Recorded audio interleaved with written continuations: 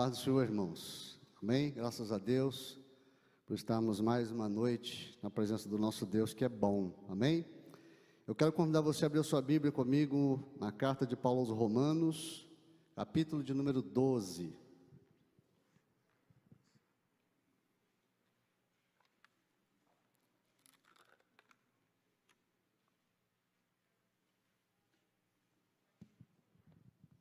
Romanos capítulo 12. Localiza o verso de número 12, por favor.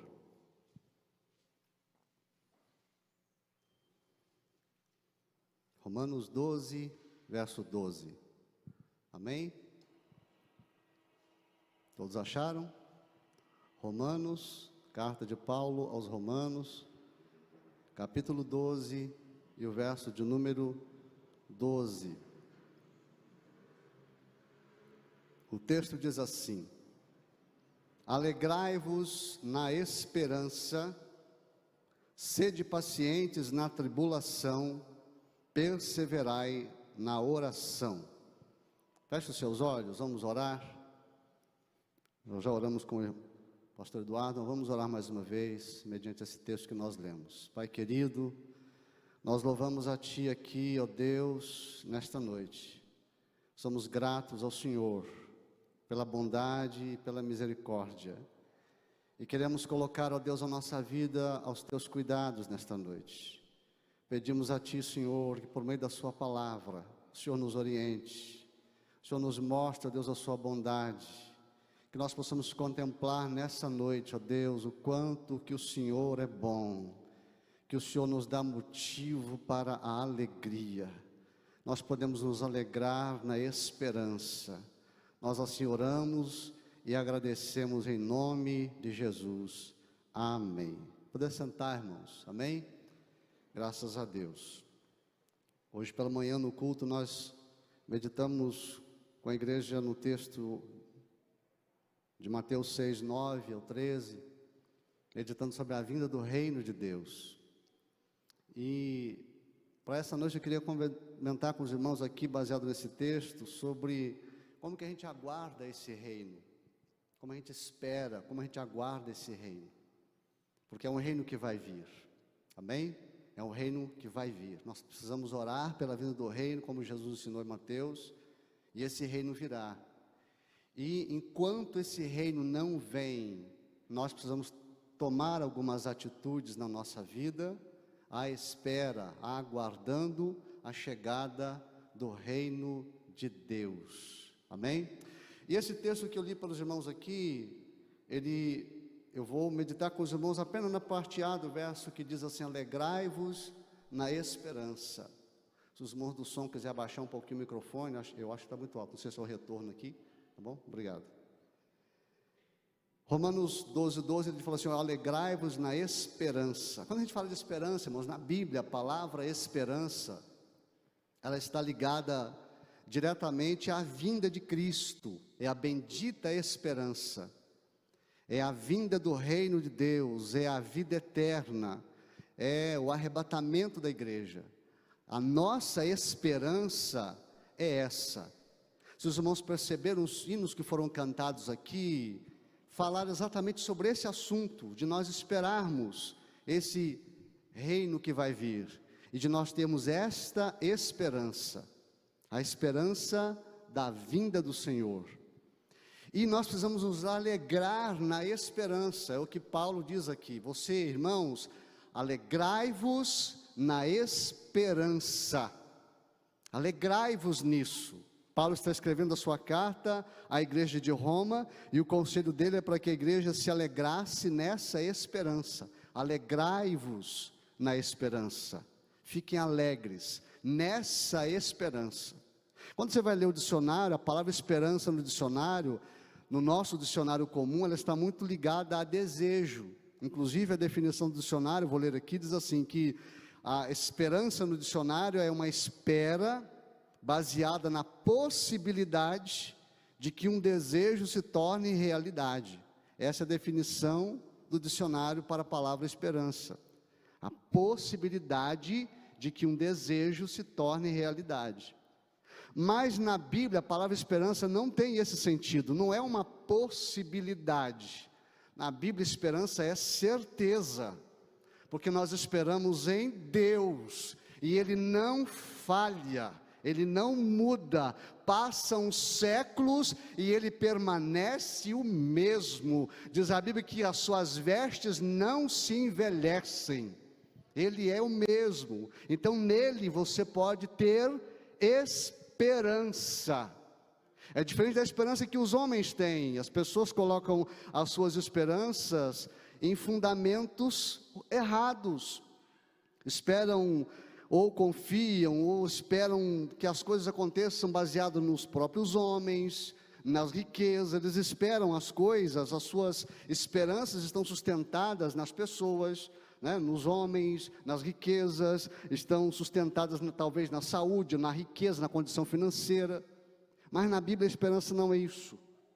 E para essas pessoas, quando as coisas não acontecem, eles ficam desesperados, porque quando alguém espera alguma coisa, tem um desejo e aquilo não se cumpre, ele fica frustrado e entra em desespero. O crente é levado, aqui nós vamos ler no texto bíblico, que ele é levado a uma condição de nunca entrar em desespero.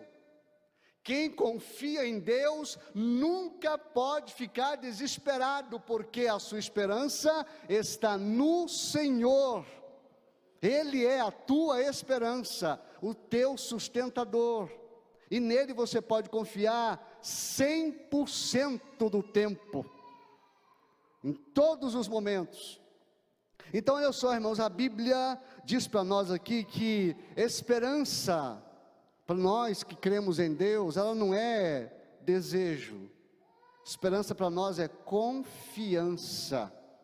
Quando Paulo descreve sobre os dons espirituais, lá no primeira carta aos Coríntios, capítulo 13, ele fala depois lá do amor, o cântico, o hino do amor. Ele finaliza no verso 13 falando assim: olha, tudo vai passar, mas 3 coisas vão permanecer. Permanecerá a fé, a esperança e o amor. Tudo vai passar, mas a fé, a esperança e o amor permanecerão. Tudo passa, mas a esperança permanece. E a esperança que ele está fazendo menção não é um desejo, é a certeza de que Deus cumprirá todas as suas promessas. É a certeza de que Deus continuará no controle de todas as coisas. É nisso que está depositada a sua confiança, a esperança que Deus é fiel, a bendita volta do Senhor, a bendita esperança. Eu quero que você abra sua Bíblia no capítulo 8 de Romanos, por favor. Romanos 8. Romanos capítulo de número 8, versículos de número 24 e 25. A Bíblia diz nesses 2 versos aqui, Paulo falando, que nós fomos salvos em esperança. Você não está aqui de graça, você está aguardando algo que vai acontecer, amém? Você não está aqui aguardando ficar rico, embora isso possa acontecer, porque Deus é bom, Ele faz. Você não está esperando talvez só se casar. A visão do crente no quesito esperança é o céu. Então olha o que Paulo diz no versículo 24 e 25, olha: porque em esperança somos salvos. Em esperança nós somos salvos. Ora, a esperança que se vê não é esperança, porque o que alguém vê, como o esperará? Mas se o esperamos o que não vemos, com paciência esperamos. Quando você espera o que não vê, você fica paciente. Quando você espera o que você está vendo e não consegue, você fica aflito, porque talvez você não consegue pegar. Você não tem condição, não tem força, não tem possibilidade. Então esperar por algo que você vê, algumas vezes é frustrante, porque pode ser que você vê, você não vai conseguir. Mas a esperança que Paulo fala é do céu, nós estamos aguardando a volta do Senhor.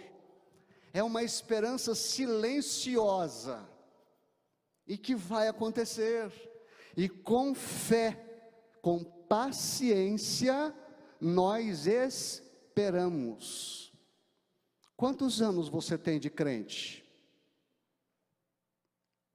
Quanto tempo você tem que serve a Deus? Deixa eu te fazer uma pergunta ridícula. Você gostaria de abandonar tudo e voltar para trás? Por mais difícil que seja, você largaria tudo? Não quero mais isso? Você sofre, você chora, você passa lutas, dificuldades, mas você está com paciência, esperando em Deus, aleluia. Você continua esperando nele, você continua confiando nele. Não aconteceu ainda, mas vai acontecer. Eu não recebi ainda, mas eu receberei. Eu ainda não vi, mas eu verei. Paciência e espera. Nós somos salvos nessa esperança. E a Bíblia diz, irmãos, que uma glória muito grande será revelada em nós. Olha o que diz o verso 18 desse capítulo 8. Observe o que a Bíblia diz para você, grava no seu coração. Paulo fala assim, olha, porque para mim tenho por certo que as aflições deste tempo presente, eu vou repetir o início do texto, para você memorizar. Porque para mim, Paulo está dizendo, eu tenho por certo, observe o texto, o emprego das palavras de Paulo, eu tenho por certo, eu tenho certeza, que as aflições deste tempo, não são para comparar com a glória que em nós há de ser revelada. Isso aqui é muito nada perto do tudo que Deus tem para fazer e nos dar. O que é uma pandemia? O que é um coronavírus perto da glória de Deus? Nada. Isso não é nada perto do que Deus está reservando para nós. Não é nada comparado. Nós estamos aqui, irmãos, aguardando uma glória muito maior, que será revelada em nós. Aleluia, aleluia.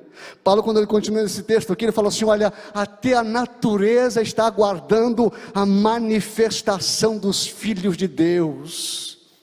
Está tudo em suspense, quando será, quando vai ser, quando vai acontecer um mistério, irmãos, que a gente lendo esse texto, a gente não consegue de fato compreender, como é que significa, a natureza está em perplexo, aguardando o dia que os filhos de Deus se manifestam. É um mistério isso, mas Paulo diz que até a natureza está aguardando o dia que a glória de Deus será manifestada nos filhos de Deus. Essa é a nossa esperança. E a Bíblia diz ainda nesse mesmo capítulo, observe aqui, que o nosso corpo será redimido. Olha o que diz o verso 23. Quando Paulo fala que a natureza está aguardando, ele fala assim, não só a natureza. Verso 23, mas nós mesmos, que temos as primícias do Espírito, também gememos em nós mesmos, esperando a adoção, a saber, a redenção do nosso corpo. Nós também estamos aguardando. Qual que é a sua maior esperança? Você pode dizer aí no seu íntimo, qual é a sua maior esperança? Sabe uma oração, irmãos, que nós, isso vale para mim também. Sabe uma oração que nós paramos de fazer é uma palavra pequenininha: Maranata. Você sabe o que significa a palavra Maranata? Todos sabem? Todos sabem, né? O que significa? Ora vem, Senhor Jesus. Essa é a nossa esperança, irmãos. A oração Maranata tem que estar latente na minha alma e na sua. Eu quero ir para o céu. Aleluia. Eu quero ir para o céu. Eu não vejo a hora de ver a face do meu Senhor. Eu quero ir para a glória. Essa oração tem que estar gravada na sua mente, pulsando no meu e no seu coração. Ora vem, Senhor Jesus. Eu queria fazer um desafio para você aqui nessa noite. Você pode fechar os seus olhos e dizer isso para Ele hoje. Você pode fazer isso aí agora. Clamar um Maranata. Tapamanduicaixe. Você pode fazer isso. Ele pode ouvir você falar essa palavra. Ele pode escutar o seu coração pulsar e dizer: não aguento mais, Maranata, Maranata, Maranata. Aleluia. O Senhor pode ouvir você falar isso. Ele pode ouvir os seus pensamentos sobre isso. Porque é para isso que nós somos salvos. Para clamar e lutar pelo Maranata. Esse seu corpo será redimido. Ele será transformado. Aleluia. É tão glorioso que lá em Apocalipse diz que lá Ele secará, enxugará dos seus olhos toda lágrima. Não haverá mais lembrança das coisas passadas. Eis que tudo se fez novo. E você estará com o Senhor para toda a eternidade. É para isso que nós estamos aqui, irmãos. É para isso que nós estamos nos preparando. E enquanto aguardamos a bendita esperança, nós vamos cantando Maranata. Nós vamos orando Maranata. Vem Jesus. Vem Jesus. Sabe por que é importante você e eu fazermos essa oração? Porque quando nós fazemos essa oração, as coisas desta vida perdem o sentido e o valor. Isso deixa de ser importante. Nós cantamos aqui: não vou me apegar às coisas daqui, eu vou ter esperança no que está lá. Nós cantamos aqui, irmãos. Nós cantamos isso há poucos minutos aqui. E isso tem que ser verdade para a minha vida e para a sua. E se aguardar essa esperança gloriosa. Então essa esperança, ela é gloriosa demais para a minha vida e para a sua. E como que a gente age com a esperança? Você conhece o texto, mas eu queria convidar você a ler comigo Lamentações 3. Abra a sua Bíblia, por favor. Livro do profeta Jeremias, depois do Jeremias, o livro de Lamentações, capítulo 3, versículos 21 até o 24. Você certamente lembra do texto, mas é bom você ler de novo aqui. Lamentações de Jeremias, logo após o livro do profeta Jeremias, antes do livro de Ezequiel, capítulo 3, versículos 21 ao 24. Amém? Eu queria que você lesse, você abrisse para você ler junto comigo.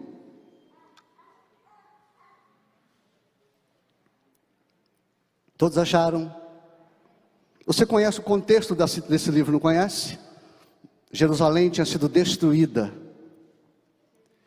E Jeremias foi o profeta, um dos poucos profetas que profetizou a destruição de Jerusalém, que ele viu com os próprios olhos. Outros não viram como ele viu. Ele é até chamado de profeta chorão, porque ele chora ao ver a desgraça que se abateu sobre Jerusalém, quando eles foram conquistados pelos babilônios. E ele compôs as lamentações. Lamentações são choro. E ele diz aqui no verso 21, olha, eu vou ler o verso 19 e o verso 20 para nós entendermos o contexto aqui. Ele está falando com Deus: lembra-te da minha aflição e do meu pranto, do absinto e do fel. Minha alma certamente se lembra e se abate dentro de mim. Mas ele cunha uma frase no verso 21, que todos nós citamos ela muitas vezes. Assim, mas tem uma coisa, eu quero trazer à memória o que me dá esperança. Ele está olhando, pensa na vida do profeta Jeremias, ele está olhando Jerusalém totalmente destruída, aos cacos. Humanamente falando, não tinha mais o que fazer por Jerusalém, porque estava aos cacos, tudo destruído. E ele olhando aquele caos, ele puxa lá de dentro dele, fala assim: olha, eu vou trazer à minha memória o que pode me dar esperança. E como é que ele completa o texto? Versículo de número 22. O que poderia dar a ele esperança? As misericórdias do Senhor são a causa de nós não sermos consumidos, porque as suas misericórdias não acabam. Você pode adorar a Deus por essa verdade. As misericórdias dele não acabam, elas são novas cada manhã, porque é grande a fidelidade do Senhor. Portanto ele diz: a minha porção, a minha herança, o meu pedaço é o Senhor. Ele está olhando para o carro de Jerusalém, falando assim: olha, aqui não tem mais nada, não sobrou nada, mas o meu pedaço, a minha porção é o Senhor, e nele eu esperarei, nele confiarei. Tudo estava transtornado, mas ele consegue ver em todo aquele caos, que o pedaço melhor, aleluia, a maior parte ainda estava guardada aqui dentro. Minha porção é o Senhor, eu vou esperar nele. É isso que traz esperança, trazer à memória o que traz esperança. Nesse mundo caótico que nós vivemos, nessas situações complicadas e conturbadas, o que você precisa fazer? Alegrai-vos na esperança. Alegre-se no que Deus ainda irá fazer e no que Ele já está fazendo por nós. Volta a sua Bíblia lá para Romanos capítulo 8, por favor. Vamos lá, Romanos capítulo de número 8. Eu preciso que você observe algumas coisas interessantes aqui que Paulo fala. Quando Jeremias diz assim: olha, eu vou trazer à memória o que pode me dar esperança. Jeremias diz assim: olha, as misericórdias do Senhor não acabam. Sabe o que é misericórdia? A palavra misericórdia, no português, ela vem do latim, que significa misericórdias, dor no coração. Miséria no coração, dor no coração pelos outros. Deus é um Deus misericordioso, e as misericórdias dele não acabam. Se você cair, ele te levanta. Se você pecar, ele te perdoa. Se você se arrepender, ele te perdoa. Se você ficar doente, ele te cura. E se você morrer, Jesus disse: quem crê em mim, ainda que esteja morto, viverá. Percebe como é que é a vida do crente? Para tudo tem solução, porque a nossa solução está em Deus. Nossa solução está nele, para tudo ele tem resposta. Morreu, não acabou não, ele ressuscita. Então grava bem, meu querido, as misericórdias dele não têm fim. E nós enfrentamos todo tipo de dificuldade. Diz aqui, olha, versículo de número 35 do capítulo 8. Localiza na sua Bíblia aí. Paulo fala assim, olha, quem nos separará do amor de Cristo? Você conhece o texto? E ele cita aqui alguns exemplos. Será a tribulação? Deixa eu te perguntar. Paulo está fazendo a pergunta para todos aqui. A tribulação te separará do amor de Cristo? Que resposta você dá a essa pergunta? A angústia te separará do amor de Cristo? Quem nunca passou angústia aqui? Quem nunca passou por tribulação aqui? Ele diz assim, olha, a perseguição te separará do amor de Cristo? A fome? Ele diz assim, olha, a nudez, o perigo ou a espada? E ele completa no texto, nada nos separa do amor de Cristo. Nada nos separará do amor de Deus que está em Cristo Jesus. Nada, absolutamente nada pode separar você e a mim desse amor glorioso. Traz à sua memória o que te pode dar esperança. Traz à sua memória, depressa. Olha o que diz o verso 32 desse capítulo 8. Observe comigo aí no texto. Ele diz assim, olha, aquele que nem mesmo ao seu próprio filho poupou, antes o entregou por todos nós. Ele faz uma pergunta que é muito interessante nesse texto. Como não nos dará também com ele todas as coisas? Paulo está fazendo uma comparação aqui, que ela é gloriosa demais. Ele está falando assim, olha que Deus fez por nós. Ele pegou o melhor dele, o Filho. Ele não poupou o próprio Filho, antes o entregou por todos nós. Como não nos dará também com ele todas as coisas? Será que você consegue entender a profundidade desse texto? Se você percebeu que Paulo está dizendo assim, olha aqui, a que Paulo está comparando você e eu. Olha o amor de Deus por mim e por você. Por sua causa, por minha causa, Deus não poupou o próprio Filho. Será que você consegue entender a grandeza desse amor pela sua alma? Será que você consegue dar glórias a Deus por essa misericórdia incomparável? Por sua causa Ele não poupou o seu próprio Filho. E você e eu não merecíamos absolutamente nada. Nós mereceríamos era a ira, o juízo, a justiça, mas Ele deu graça e deu misericórdia, porque elas não acabam. As misericórdias dele nunca acabam. Ele não poupou o próprio Filho por sua causa. O que será que mais que Ele poderia fazer pela sua vida?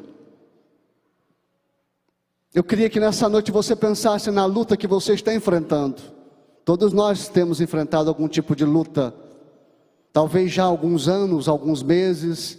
Outros por conta dessa situação que vivemos no mundo atualmente. Todos nós estamos enfrentando algum tipo de dificuldade. Pense nessa situação que você está enfrentando. Talvez você está desempregado, talvez o seu salário foi reduzido. Talvez tenha um parente seu que está infectado com Covid.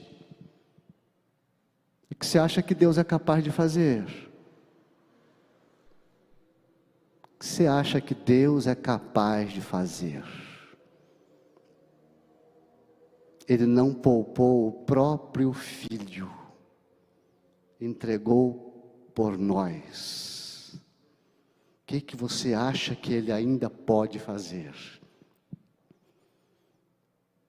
Paulo falou assim, olha, que isso, gente?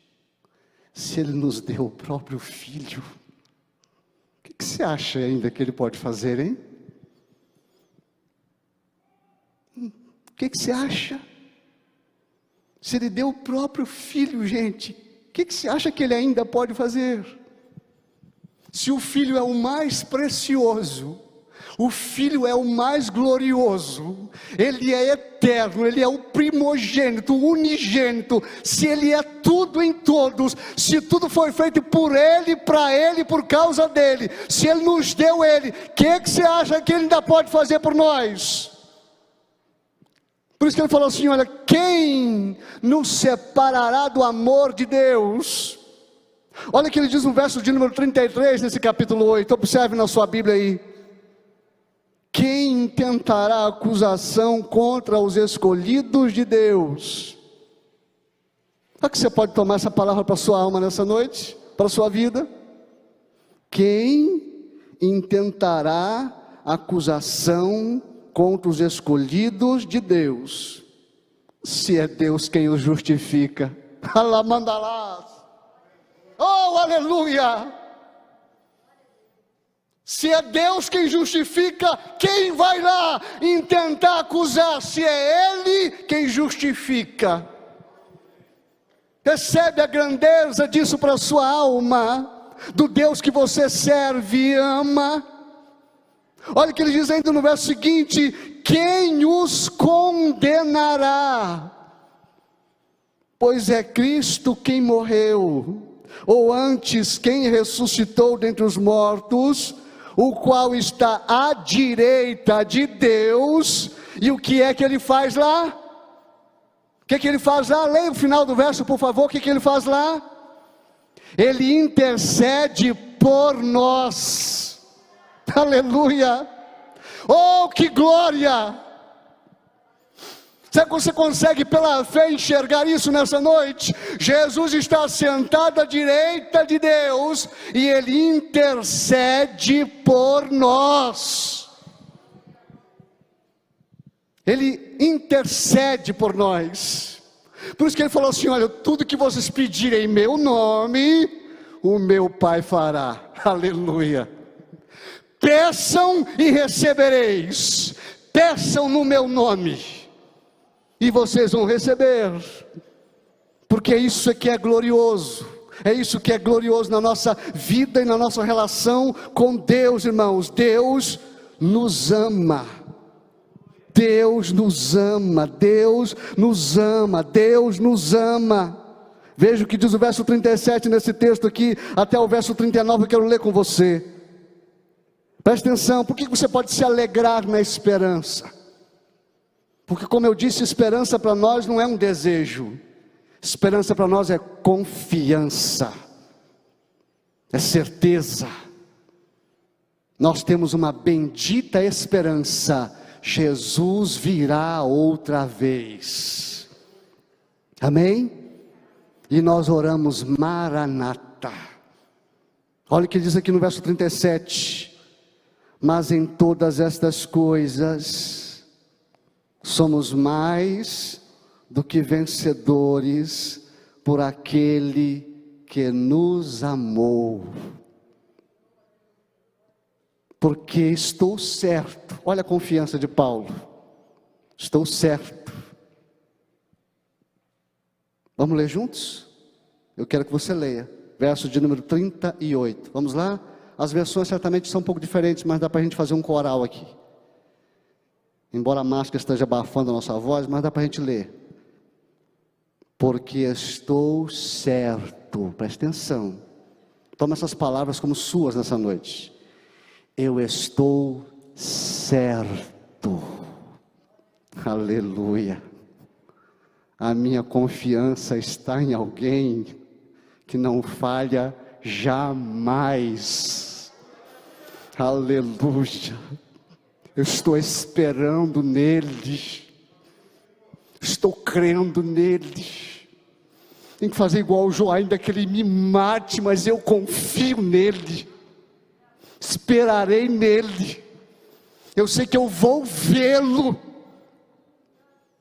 Olha o que ele diz aqui, olha, estou certo, vamos ler juntos, porque estou certo de que nem a morte, nem a vida, nem os anjos, nem os principados, nem as potestades, nem o presente, nem o porvir, nem a altura, nem a profundidade, nem outra qualquer criatura pode nos separar do amor de Deus que está em Cristo Jesus, o nosso Senhor. Eu estou certo, eu estou absolutamente crendo que nada me separa desse amor. Deus ainda continua me amando, Deus continua te amando, Deus continua amando você, e o amor dele está totalmente revelado em Cristo Jesus. E você tem essa total confiança e liberdade nele. Adore a ele nessa noite. E sabe o que é interessante, irmãos? A Bíblia diz que essa esperança, ela não traz confusão. Lá em Romanos capítulo 5, eu quero que você abra a sua Bíblia, por favor. Romanos 5, vamos lá, verso de número 5, capítulo 5, a partir do verso 1 até o verso 5. Eu vou ler aqui, eu quero que você acompanhe a leitura. Diz assim, olha, Paulo está falando de nós, sendo pois justificados pela fé. O que nós temos, irmãos? O que você tem? Você pode falar com convicção, eu tenho paz com Deus, aleluia. Ele é meu amigo, oh glória, Ele é meu amigo. Eu tenho paz com Deus. Eu era inimigo, mas por causa da cruz de Cristo eu me tornei amigo. Temos paz com Deus por causa do nosso Senhor Jesus Cristo. Verso 2: pelo qual também temos entrada pela fé a esta graça, e nela nós estamos firmes. E nos gloriamos em quê? Você quer ler o final do verso de número 2? Em que nós nos gloriamos? Na esperança da glória de Deus. Aleluia. Oh, que glória! Nós nos gloriamos na esperança da glória de Deus. E ele diz assim, olha, e não somente isso, mas tem mais coisa, não é só isso. A gente só não se gloria na esperança da glória. Aí que vem a loucura de ser crente, a loucura de servir a Deus, que ninguém entende. Que algumas vezes as pessoas ficam assim, mas como é que pode? Olha o que Paulo disse, isso aqui é coisa para louco. Você é louco? Segundo isso aqui, nós somos loucos. Ele diz assim, olha, não é só isso não. A gente não se gloria só na esperança da glória de Deus, mas também nos gloriamos nas tribulações. Que silêncio, hein? Por quê? Ele explica, isso não é masoquismo. Ele fala assim, olha, porque a tribulação produz paciência. Você vai ficar mais forte, você vai ficar mais resistente. Quando a tribulação bate na porta, você fica mais forte, mais resistente. E ele fala assim, olha, e a paciência produz experiência, e a experiência produz esperança, e a esperança não traz confusão. Por quê? Porque o amor de Deus está derramado em nossos corações. Deus nos ama. Ele derramou o amor dele em nossos corações, irmãos. Pelo seu Espírito, o amor dele está derramado em nossos corações. Quando tudo estiver dando errado, o Espírito Santo vem e sopra lá no seu ouvido assim: olha, mas Deus te ama. Você é amado do Pai. Fica firme, resiste um pouco mais. Fica firme, constante. Não abra mão da sua esperança, porque você não ficará confundido. Você não vai ficar confundido. É igual Jeremias, quando ele chegou à conclusão: vou trazer à memória o que pode me dar esperança. A esperança não te deixa confundido. Que tipo de esperança? Deus está no controle de tudo, e tudo vai ser feito segundo a sua vontade. Sempre, todo o tempo será assim. Mas tem um texto que eu quero ler para você aqui, para a gente finalizar. Abra sua Bíblia em Hebreus, capítulo de número 6, por favor. Hebreus 6. Carta aos Hebreus, a carta anônima aos Hebreus. Nós não sabemos quem escreveu, se foi Paulo, se foi Apolo, mas não é importante saber. O importante é que ela é inspirada pelo Espírito Santo. E no céu a gente vai descobrir, se Deus assim quiser. Hebreus 6. Localiza o verso 17, por favor. Esse texto, irmãos, a partir do verso 12 aqui, o escritor faz uma comparação com o que Deus fez com Abraão, com o que Ele faz na nossa vida. Diz o texto lá no verso 12, que o desejo do escritor é para que os irmãos, os cristãos, os destinatários da carta, não fossem negligentes, mas que imitassem aqueles que pela fé e paciência herdaram as promessas. Não sejam negligentes, mas sejam como aqueles heróis da fé. Imitem eles, imitem aqueles que pela fé e paciência herdam as promessas. Porque quando Deus, verso 13, porque quando Deus fez a promessa a Abraão, como não tinha outro maior por quem jurasse, jurou por si mesmo. Deus foi fazer uma promessa a Abraão, você conhece a história. Deus prometeu que ele seria pai de multidões. Deus prometeu que ele seria proprietário de uma grande extensão de terra. E quando Deus foi fazer aliança, como não tem, nunca vai ter ninguém acima dele, assim, então eu juro por mim mesmo, aleluia, aleluia, isso é Deus, eu juro por mim mesmo, oh glória, e diz assim, olha, porque, como não tinha outro maior por quem jurasse, jurou por si mesmo, dizendo, verso 14, certamente abençoando-te, te abençoarei, multiplicando, te multiplicarei. E assim, esperando com paciência, ele alcançou a promessa. Porque os homens certamente juram por alguém superior a eles. E o juramento para confirmação é, para eles, o fim de toda a contenda.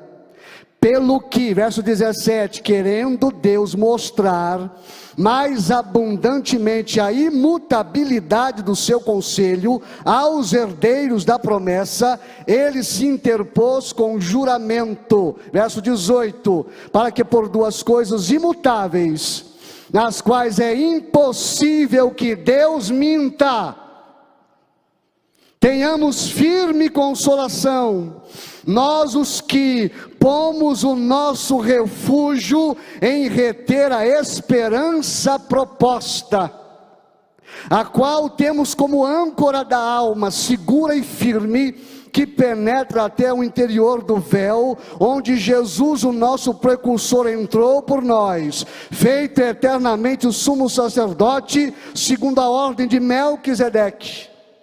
Resumindo aqui, Paulo está dizendo que essa esperança, por que você pode se alegrar na esperança? Porque a esperança para o crente é igual uma âncora. Você sabe que uma âncora serve para segurar o navio, quando eles querem estacionar o navio, eles lançam a âncora, e ela ali fica parada, vem as ondas e ela fica no mesmo lugar, ele mexe, mas não vai para longe. A âncora serve para isso. Só quando a tempestade é muito forte, violenta demais, tipo de tsunami, que não tem onda que segure, não tem âncora que segure. Mas a âncora é para isso, para manter ele ali parado. Aí Paulo não, o escritor aos Hebreus falou assim: olha, a nossa esperança é como uma âncora para a nossa alma. E sabe quem levou essa âncora lá para dentro do santuário? Jesus. É Ele que está segurando a âncora. Aleluia. Deixa bater os ventos, deixa bater as ondas, deixa vir a fúria do mar e do inimigo.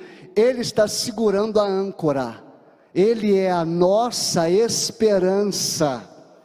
Ele é a nossa esperança, e essa nossa esperança é como uma âncora para a nossa alma.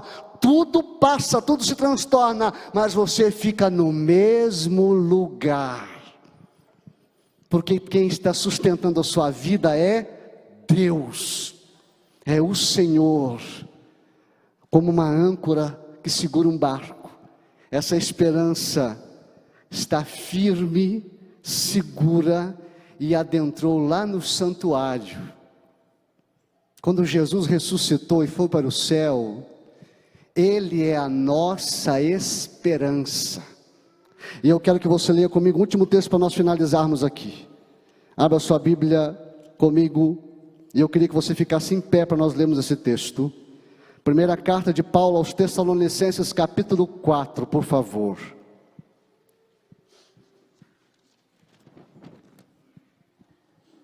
Capítulo de número 4, localiza o verso 13, nós já estaremos orando e finalizando aqui. Nossa esperança, irmãos, não está firmada nas pessoas, nas riquezas, na saúde, em nada, mas a nossa esperança está encravada no céu, amém? Nossa esperança está firme lá, à direita de Deus, aleluia, oh glória. A nossa esperança intercede por nós. Cristo Jesus é a nossa esperança.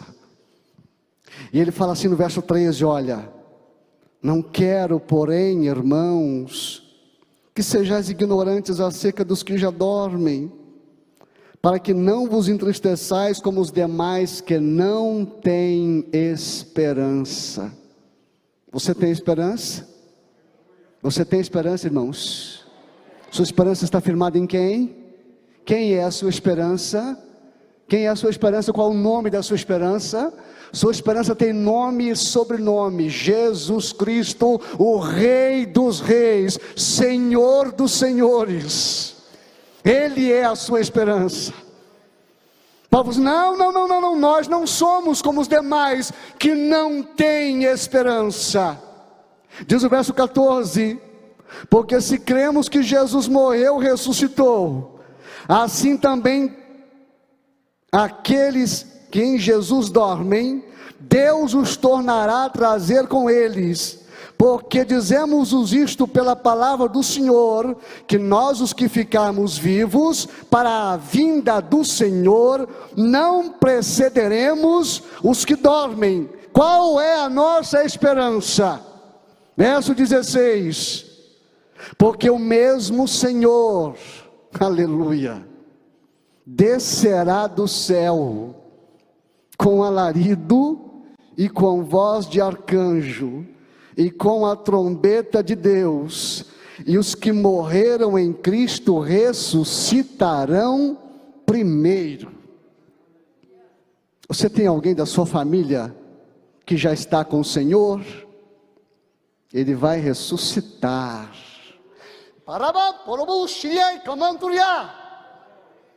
Ele vai ressuscitar. No dia que o Senhor vier, eles vão ressuscitar. Aleluia.